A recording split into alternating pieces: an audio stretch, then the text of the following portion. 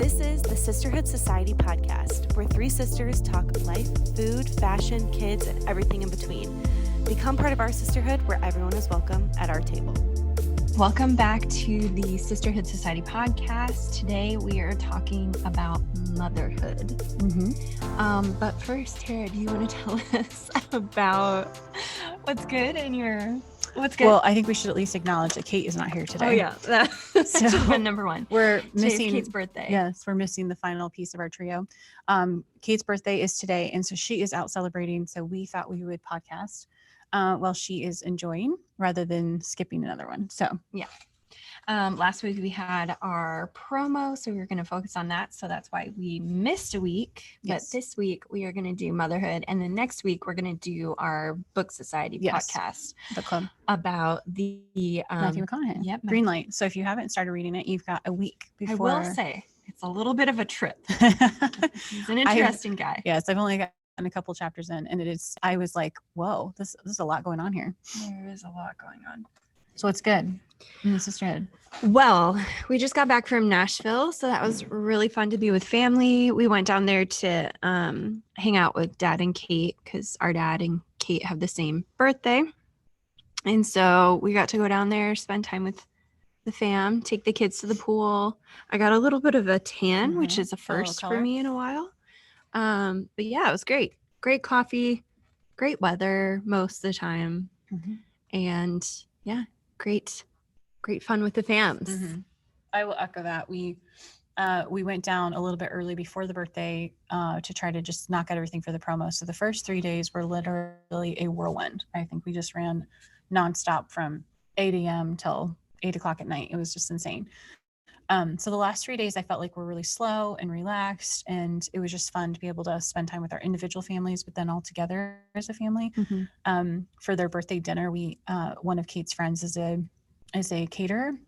And so he came in and made personal pizzas for us on his uni oven. And it was a really fun night. We sat outside, kids played. We had a family football game one of the nights, which is the first. And so just as a whole, it was just really nice, sweet family time. Yeah. All right. So diving into sisterhood is what I was going to call it. Motherhood. Those of you that don't know, Tara and I had children 6 days apart. Our first babies, our firstborns, were 6 days apart. So we've been in this motherhood thing together since the very beginning. So the first question is, what are you challenged by in motherhood? We're just diving real deep, real quick. I think the hardest thing with my kids is, one, learning their different personalities and learning how to communicate and relate with them when it's different from my own. Brecken is basically me in a miniature version. And so it's like, I know how to parent her, but I have to be careful that I don't project on her. And then Briley is very much more like Brian, and she holds in her emotions. So it's hard to like find out exactly what she's thinking. And then Britton is somewhere a mix of the two, because it's like she is very outgoing and very bubbly, but at the same time, like, if she gets mad, she kind of has a hard time expressing why she's mad or doesn't want to express why she's mad. And so just kind of trying to learn those dynamics with your kids. Yeah, and it's hard too when they're little and they don't really know how, especially me with boys. I feel like my boys don't really know how to communicate well. Like girls, it just kind of comes naturally. I'm finding that even just with Ever, I was being a 2-year-old. She knows happy, sad, like can be like when she can express like, oh, I'm scared. Whereas the boys, it's like they can't even communicate that. So it is kind of difficult. The gender differences too are interesting. For me, patience, because I feel like they know exactly how to press my buttons, especially Riv. It's like he is at an age right now where he does things for attention, but he asks like the same question over and over and over and over again. And it gets to the point where I'm just like, I do not have time to answer this question 10 more times. Like, I don't know. I feel like patience for me is one thing that I struggle with in general, but especially when it comes to certain things my kids do, because it's almost like they know they're doing that to get attention, and it's not always. And it's not like they're lacking in attention. Like we are always very present with them, but like, I don't know. There's just certain things where I'm just like, maybe we need to teach them how to communicate better. And that way they'll, I don't know. I think I It'll have to change it. remember too that they're littler than they are. Like sometimes I think I have too high of expectations. I have Yeah. to remember like she's just 5 or Yeah. she's, only 7. Yeah, I do that with Riv too, because he's the oldest. So I always think like I treat him, I feel like, as older than what he is, but Mhm. he's only 7, Mhm. And so you have to remember that they have like a 7-year-old brain, and like my girls, especially with girls, there's so much drama. So, the dramatics are very large.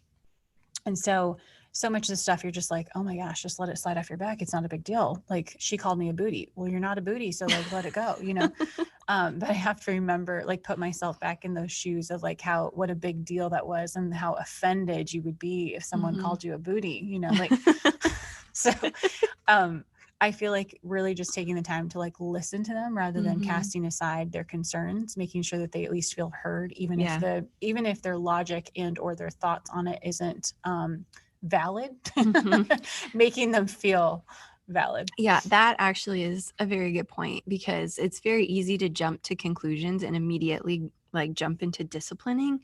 But when they're coming and explaining, I think it's good to sit and listen and hear them explain why they're angry, even Mhm. if it makes absolutely no sense. Yeah. So that's one thing that actually challenges me. Okay, second question. Advice. Like the best advice you can give for other moms or to be moms, or The best piece of advice that our cousin Heidi gave to me was that she said, make sure or have the kids filter into your schedule rather than you filtering around the kids, because she was saying that it has made her kids so much more flexible when it comes to travel or just in general, because they learn to roll with the punches. And so I would say that if your kid misses a nap, it's not the end of the world. Or if you are out and about and they go to bed late, it's okay. And I feel like that's one of the things that's been super helpful for us, is that we just went, like we did our thing and we kept going. And if we weren't home by nap time, they slept in the car. And if we, got home from a friend's house late at night, then they went to bed later. And some of that you deal with some attitudes the next day because they're tired or whatever. But overall, our kids have been really good travelers and have just been more flexible as a whole, like at going out to dinner, to a restaurant, or to activities, even if it's during nap time. It's given them, I feel like it's helped them kind of just roll with it. Mhm. Like it's not like so set, like, oh geez, it's 1:30, we have to get home. Yeah. One thing that kind of stuck with me too was I tend to get overwhelmed with all the things that I have to do or all the things I should be doing. And someone told me, I think it was when I was pregnant, I don't remember who, but it was like, there's always going to be laundry. There are always going to be dishes. There's always going to be something that needs to be cleaned. But if your child is asking to like spend time with you or play a game with you, like you should sit down and do it, because honestly, like even in just like a few years, they're not going to be wanting that same attention or sit down with you. Like you'll be looking back wishing you had sat down and played with them instead of done the laundry or been so preoccupied with like other things that inevitably need to be done. And I feel like that's also helped me kind of keep perspective. I mean, yeah, my house could probably be a lot more clean. Or yeah, I could be like, I don't know, sitting down and reading Bible stories with them every single night. Or like, I don't know, there's always something that I could be doing better. But that intentional time with your kids really goes really far, especially when their personalities are forming, and you want to make sure to connect and bond as early as possible and kind of keep that connection. That's always something too that I'm working on as well, because I mean, we're not perfect and it's easy to get bogged down with like the stresses of life, but I feel like that intentional time with your kids, especially when they come and ask you to sit down with them, I feel like that's really important. I also think spending time with them one-on-one. When you have a house of multiples, it's really easy just to collectively, do stuff with them all together. But I feel like the one-on-one time is really important. just even taking one to the, to go to the store with you to run errands, or to, ride with you to go pick something up. Just having that talk time in the car where it's just them, it usually causes a big firestorm at home because the other ones want to come. But just, even if I'm going to run to Starbucks, I'll just grab like one of them and take with me so that they can have that one-on-one time, because you really get to know them more as a person when you can see them by themselves. Yeah. I think it's really hard. A lot of times when they're all together, they get real crazy, but you realize, and my kids specifically, when you have them by themselves, they're super quiet. Yeah. It's like I have to like draw a conversation out of them because they're like not talking. So that's something that I've really enjoyed doing. It takes time to do, but I do feel like it's really important. And one thing we do every year on their birthdays is we have one day for they get to choose what the activity is, and we spend the whole day with them, just them. Everyone else has to stay home, and there's lots of crying and gnashing of teeth when that happens. But the one person that gets to go is super excited. And usually Brecken's trying to talk Briley into getting like the whole family to come on her activity day. And I'm like, yeah, and in 2 weeks, you're going to want to do the exact same thing that Briley's wanting to do today by yourself. So no, we're going by ourselves. Poor Bryles. Okay, next question. What do you want for your children? Like what specifically? This is kind of just like a very vague question, but I feel like honestly we'll have the exact same answer because most moms want that. I want them to obviously be healthy and happy, and I want them to be like good functioning members of society. Like I want to teach them, the the value of a dollar, and I want them to have a good work ethic, and I want them to like go after the dreams that they desire. And I think the one thing that I always felt like growing up, not because mom and dad did this, but just like as a cultural thing, is that I wouldn't have thought that I could have done something outside of this town. Like I want my kids to be able to dream big if they want to. And if they're comfortable, being here and working at State Farm, I want that for them too. But I think I always felt like I was only as big as, like if I wanted the region you were in. Yeah. Like if I wanted to move out of state, or if I wanted to have gone to be an actress, I would have never considered it. You know what I mean? Like I want my kids to feel free to dream big.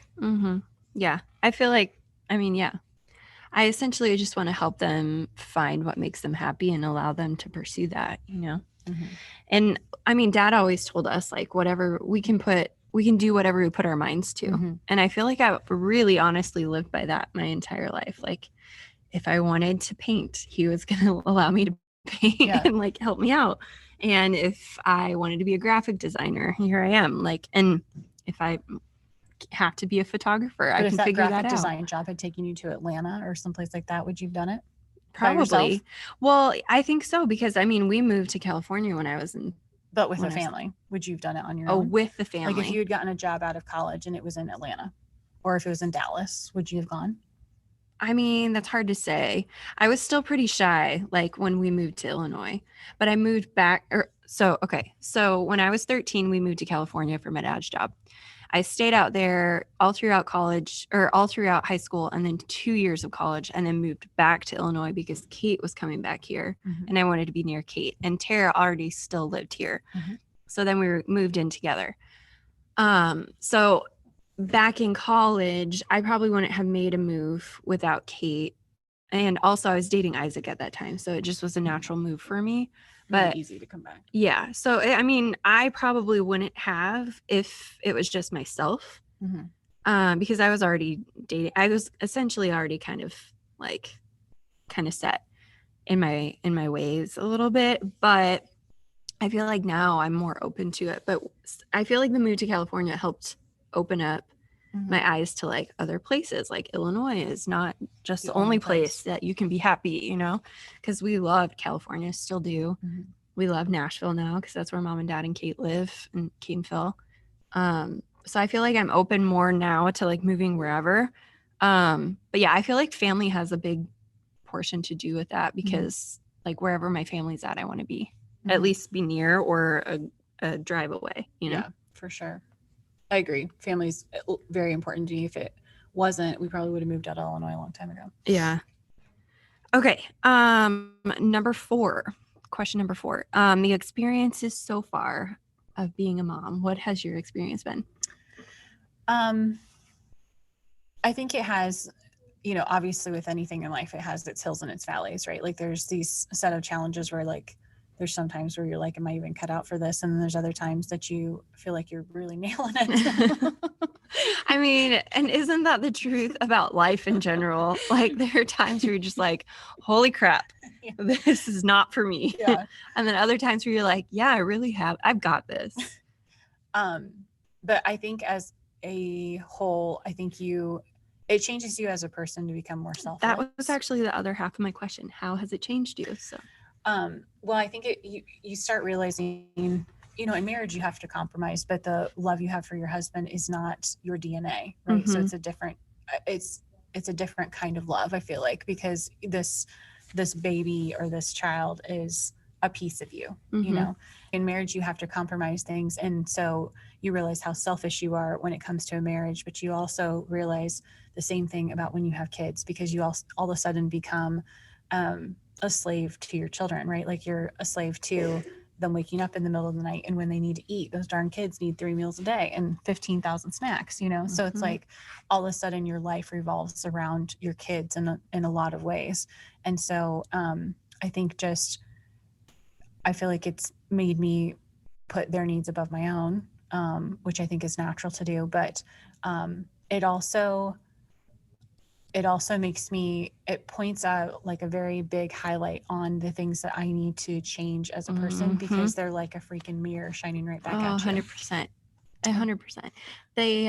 I feel like it pulls out the worst in you and also the best in you. And so like the worst in me is I have a short fuse when it comes to certain things. And I like literally have learned that I need to just take deep breaths, and I like count to 10. I legit, when I feel that I'm just like right there and I'm going to lose it, I like start breathing deeply. And then Isaac's like, all right, kids, let's go. Like he knows when I'm like touched out or when I'm tapped out, and he's like, he steps in and he's like, okay, let me take her to the backyard and whatever. But yeah, it literally shows like the worst in you for sure.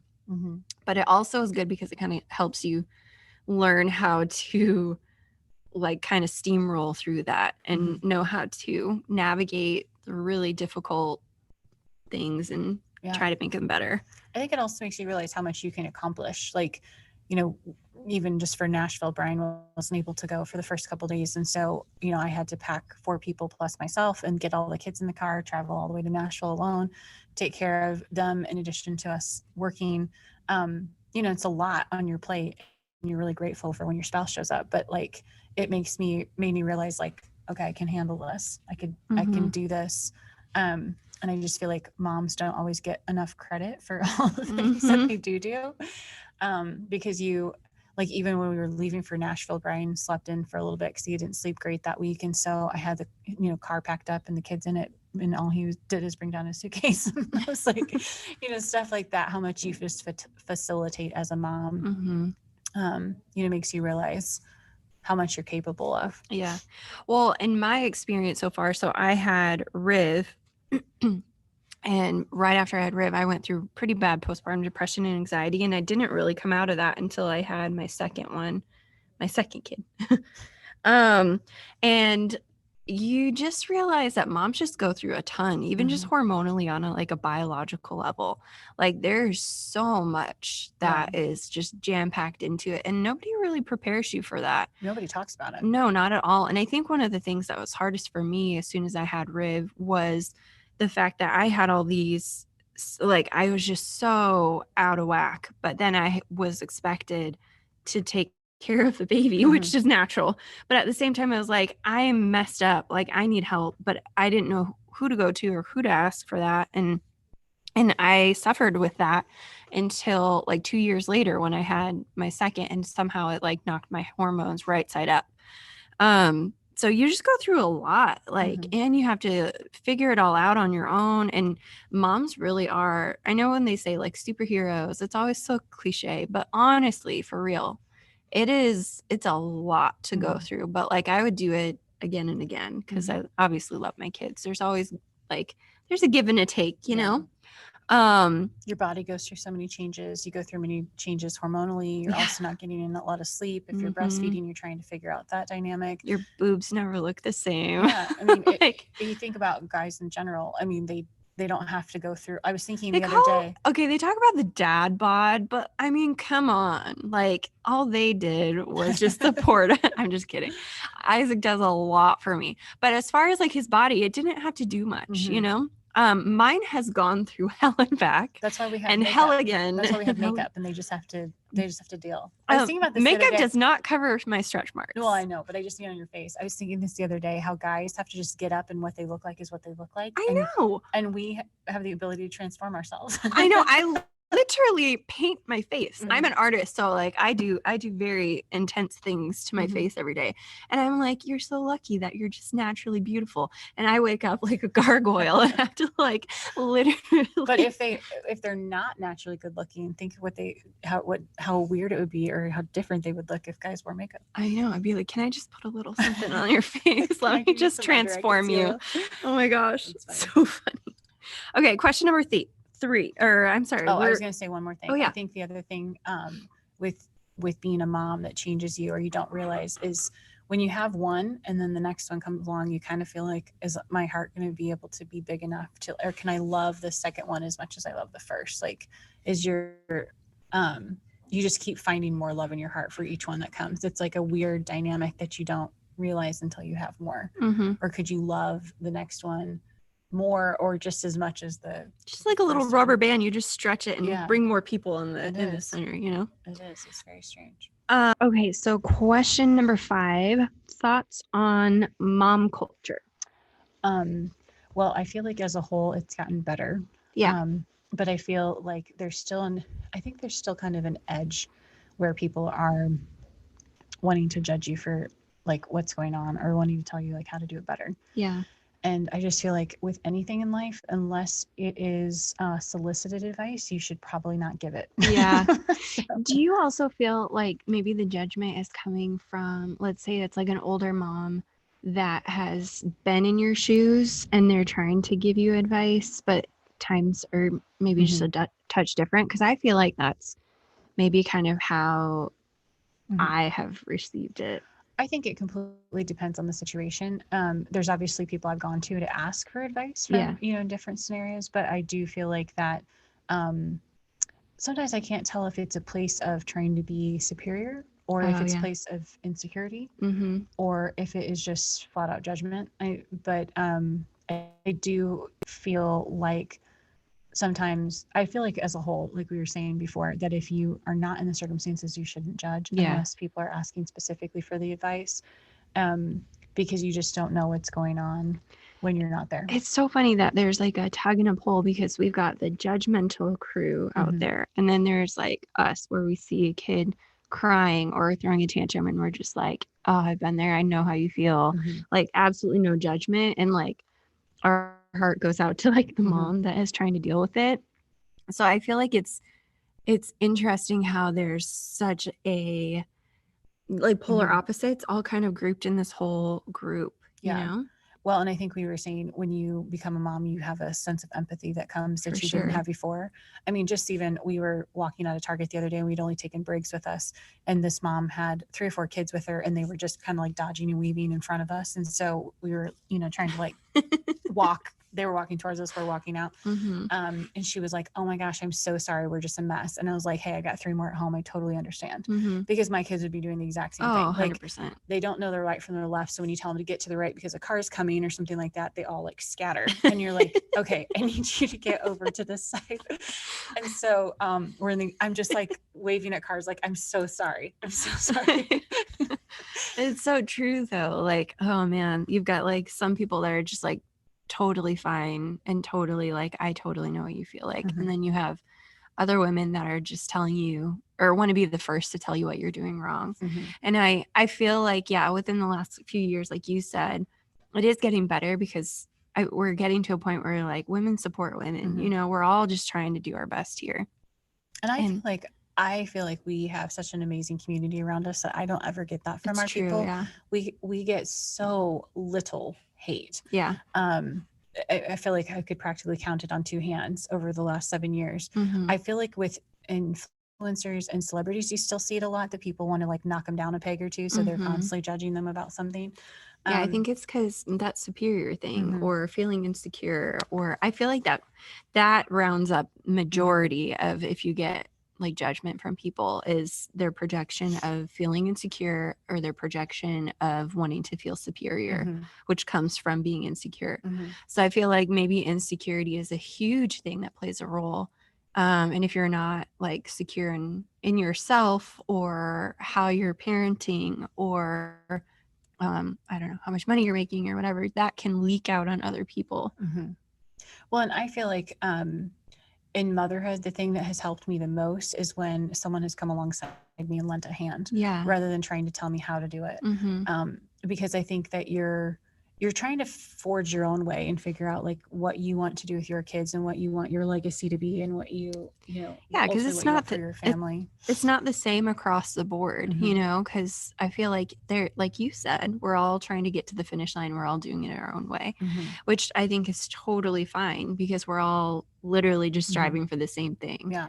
And I feel like, yeah, it's really helpful to remember like, let me help you instead of let me tell you how it's done. Well, and I feel like even just as sisters, I'm sure that there's things that I do in parenting or vice versa that we would do differently. But the last thing I'm going to do is tell you how to parent your child, right? Mhm. And so, you know, I feel like that's a very careful place that we navigate well, especially after a week all together with family. There's lots of personalities and lots of little opinions amongst the 7 grandkids, and a lot of spewing accusations. Uh-huh. And so I think the thing that we've done well is to not quick we're not quick to accuse the other one's children of something having done something wrong. Mm-hmm. You know, and just try to like accept each other for our differences and what our parenting styles are. Mm-hmm. All right, last question. Something you feel like you do really, really well as a mom. I feel like I'm good at making like the big moments special Mm-hmm. and or even just little moments more fun. Mm-hmm. I'm not a great like get on the floor and play type of mom. It's hard. I mean, board games and stuff is a little bit different, but like I'm not going to be the one that's on the floor playing Barbies. You know, that's just never been my style. But I like to be able to create the special memories or to create the experiences for my kids. I want them to like look back on their childhood and remember things that they like days that will be seared into their memory as like something that they won't forget. Core memories. Mm-hmm. Yeah, you do really a good job of that and very intentional about making certain things special. That's one thing that I tend to forget to do.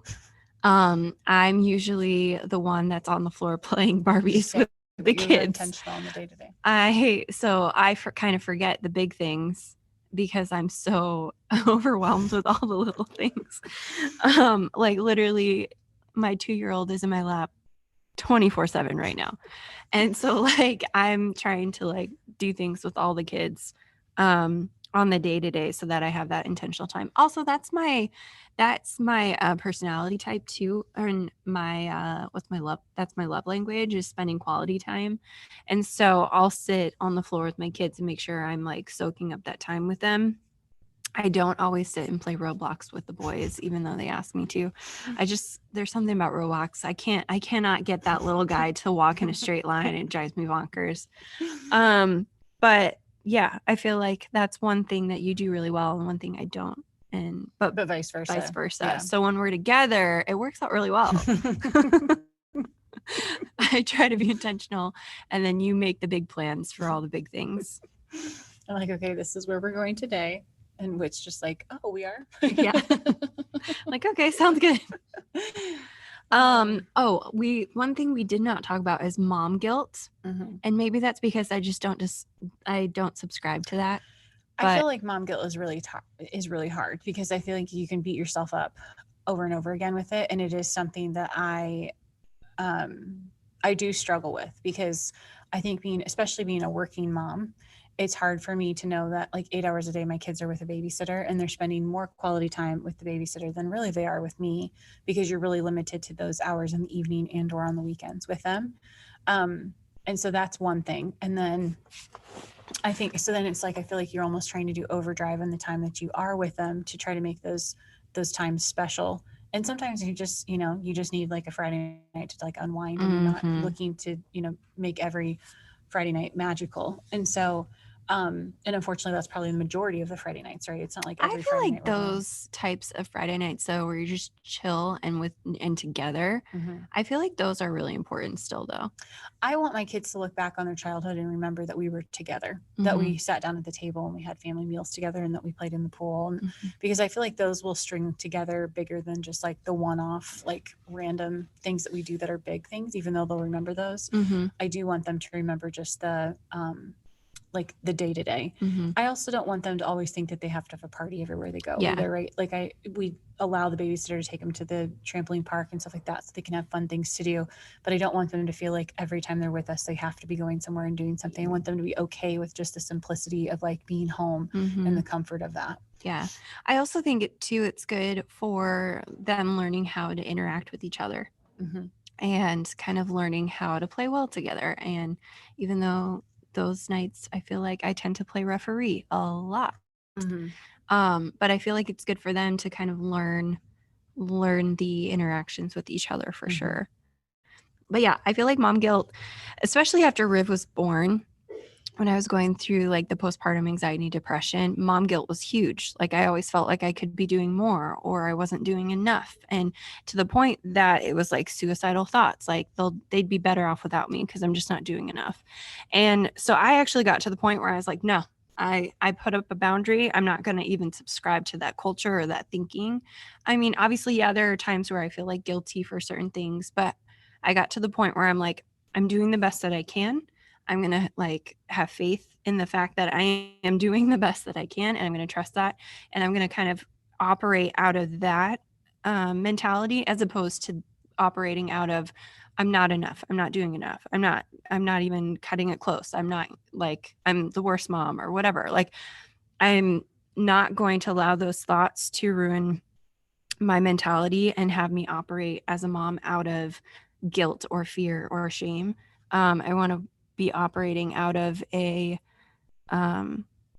competent, loving mom who's taking the best care of myself that I can and trying to take care of my children the best way that I can. I think a lot of mom guilt can come too from social media because you comparing is huge. And I think I got to a place probably in the last year that I was just like, I don't have to have all gray walls and gray flooring to like be happy in life, right? Like my house doesn't need to look aesthetically pleasing 24/7 to like have a happy life. Just because maybe that's what's trending, that's not necessarily what makes me happy. And I got to a place where I was just like, and I really felt like I got to a peace with the fact that like what goes on in my home is what gives me joy. And it's not having, the next styling pair of shoes and all that kind of stuff, because I think it's so easy to watch all that stuff and feel like you have to have it all and do it all to really be on top of things. Yeah, you're like comparing. You have to have like the perfect teacher gift, or you have to have the perfect like Valentine's, grab bag or whatever, all those kinds of things. I think it's so easy to see everything that is going on or people are doing and make you feel less than. And I think I feel like I got to a place where I'm just like, I'm going to do me. And, some days that might be more than the average, and other days it's going to be less than. And there are going to be days I'm still going to forget my kid at preschool. I mean, life's messy. Even Kait and I were just talking about this actually, because she was saying how in her brain, she thought like, if I just get my new teeth, I will be happy. If I just get my new teeth, I will look prettier. If I just get my new teeth, I will look better in the clothes or whatever on our website. And I was like, the same thing happened to me when I was thinking last year, like when I finally get to my goal weight, I'm finally going to feel just happy. I'm going to finally look the best in the clothes. I'm going to feel the best in the clothes. I'm going to be happy all around. And I mean, to some degree, like when I did lose all the weight, I did look better in the clothes, but it wasn't like It's not perfect. where your inner joy came from. Yeah. Well, and I looked back and I was like, I'm 60 pounds down, but I still have all the same problems. You know, I still am the same me. I still have the same stressors. Like I'm still like working through the same things. It's not that like happiness is going to come if I get to point B, you know, that's not where it stems from. And yeah, I was happier. Like I had certain things that were no longer stresses, which is great. Like being healthy, totally great. I wasn't fully mentally healthy there though. Yeah. The mental and health so makes a huge difference. it really does. And I feel like just kind of knowing and being present in the times where you're just like, you know what, this is a great moment, and just being present in that moment and being like, these are the things that are going to make me happy, not whether I can strive to get this amount of money or this type of house or this type of car or this type of body or these type of clothes. Like it doesn't stem from material things. It really is like mental. You just have to kind of enjoy the journey along the way, which is so cliche. But once you've like lived through it and you're looking back, you're like, you know what? I really needed to appreciate those moments. Like when we were in Nashville, sitting by the pool, reading a book, and I didn't have Cheech on my hip, my 2-year-old on my hip. I was like, you know what? This is a great moment right now. She's at home napping and I can enjoy myself right now and soak in the sun.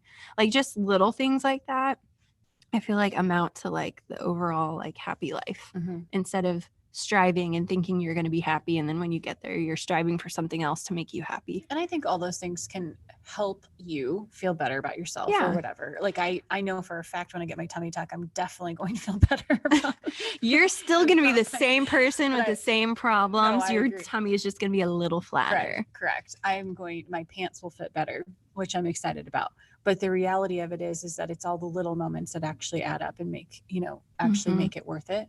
And one of the things that I feel like I find myself doing is I've become super reflective, self-reflective in this last like year or so, and just thinking over life as a whole, but like what I want to get out of it and what I want for my kids and things like that. But in addition, just taking moments and just taking in the moment. Like I feel like it's so easy to let the day and the week and the month pass you by, and just watching, like setting down my phone and just watching my kids play and interact, or watching like their reactions to things.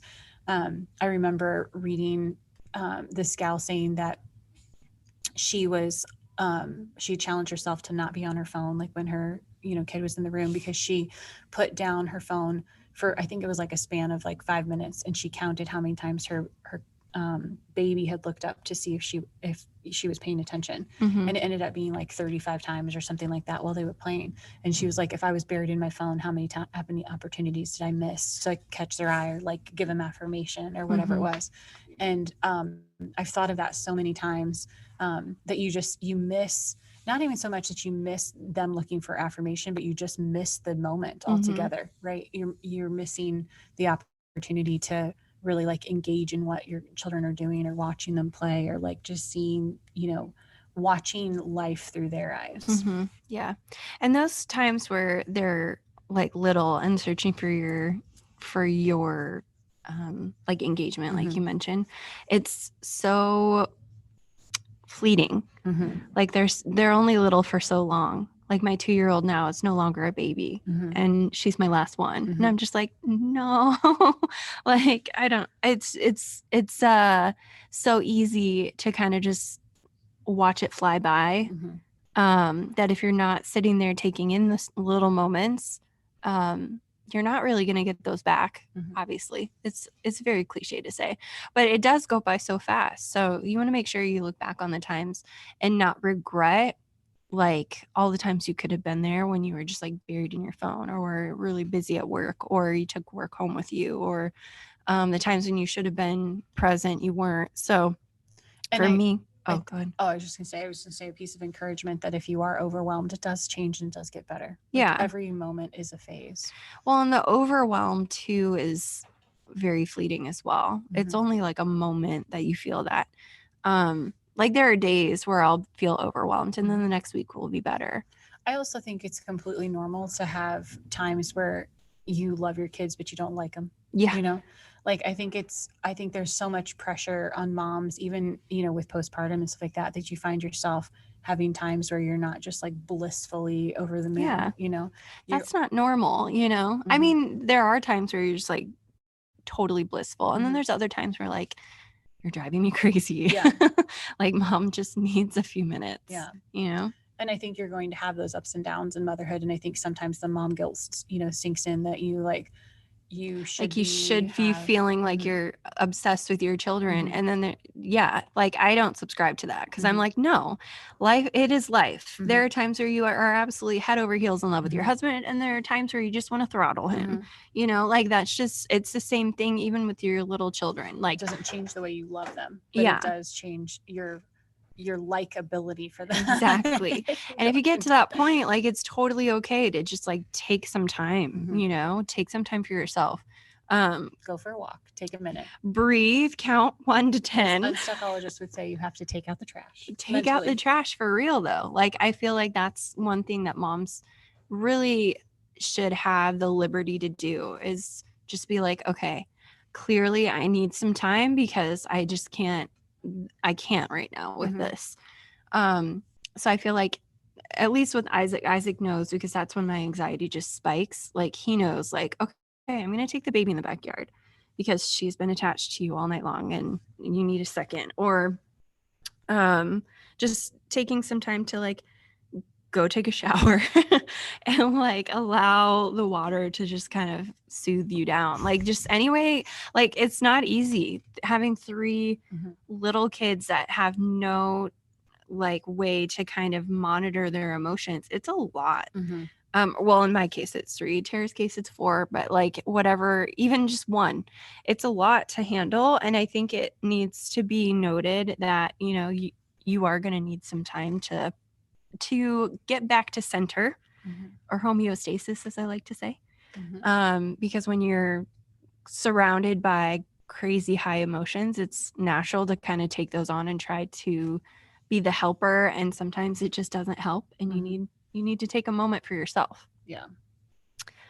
Well, that was it. Was there any parting wisdom you want to leave our people with? I'm trying to think. Tara's like, I've already imparted all my knowledge. I was trying to think if there's anything else I wanted to say.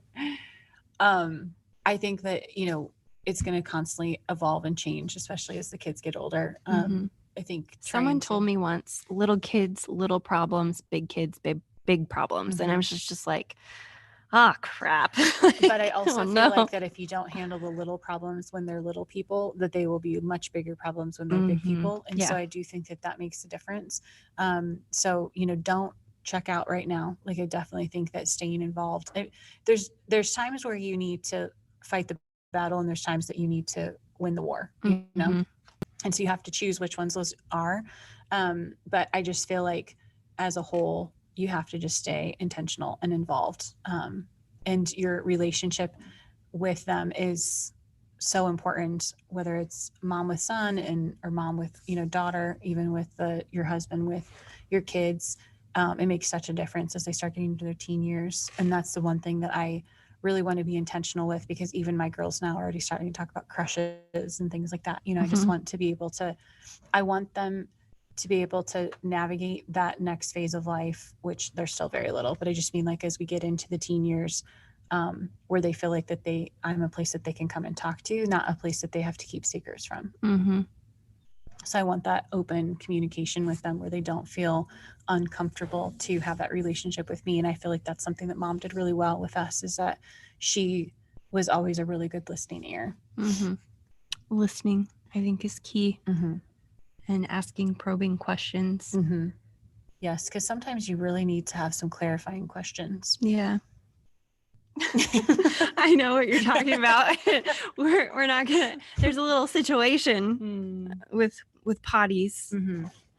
Yes, and we'll just keep it at that, so we don't incriminate. Someone missed the potty, and we're a little confused as to how that happened. All right. On that note, Well, thank you for listening to another episode of the Sister Society podcast. If you guys would love to leave us a 5-star review on Google and or Apple, I guess is what it is, you can also subscribe to our podcast on YouTube and Rumble. And we will be back next time with our book club podcast. Bye, guys. Bye, guys.